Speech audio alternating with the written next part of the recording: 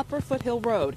He wanted to get one last look of the area, hoping it looks the same when he returns. Everyone is hyper aware, but, you know, based on what I've seen, it looks like the water's flowing where it should be.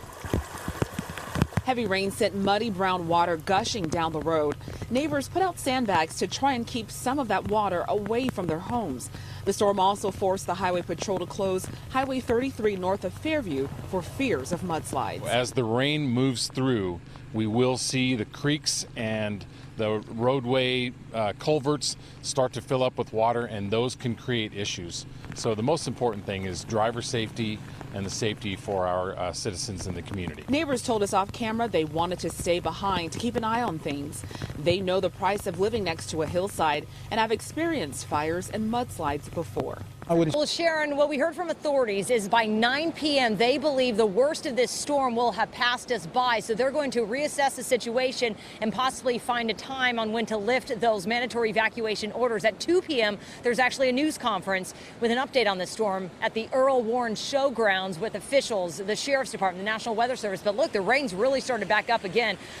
For the most part so far today, the brunt of this storm seems to have passed us by, but look at how swiftly the Montecito Creek here is flowing down Olive Mill Road. It's doing what it's supposed to be doing, carrying all that water away, but we had a heavy downpour this morning that caused this creek to rise.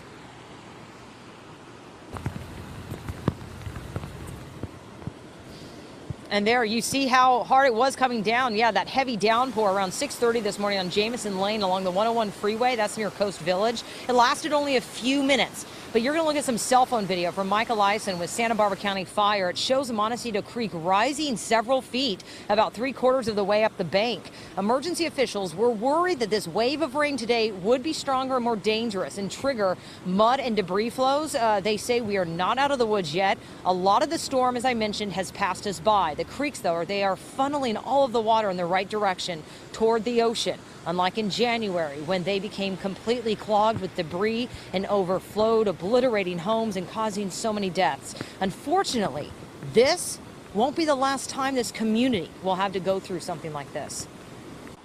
And as we bring it back out here live, and you just see how quickly the water is moving through the Montecito Creek, that's the problem now. They say a lot of people are now curious, the public coming out here, and it only takes 6 inches of water to sweep someone away.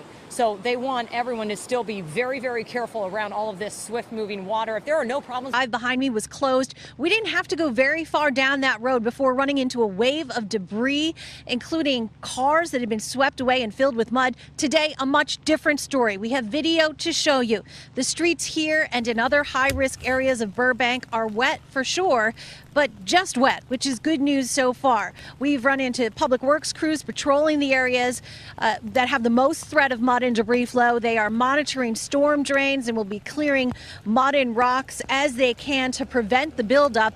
Meanwhile, school leaders are also having to make decisions about keeping students safe. Over in Sun Valley today, Vineland School was relocated for the day to Glenwood Elementary.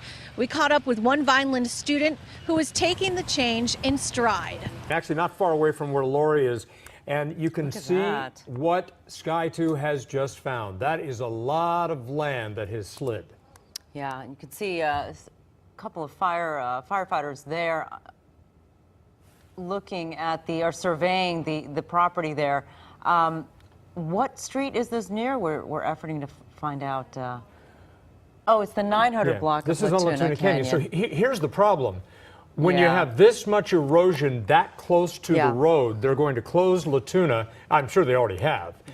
And because that could just seep right underneath the road and cause the road to fall out. Obviously, the chopper has to get out of there as well. We're also hearing that there has been some structural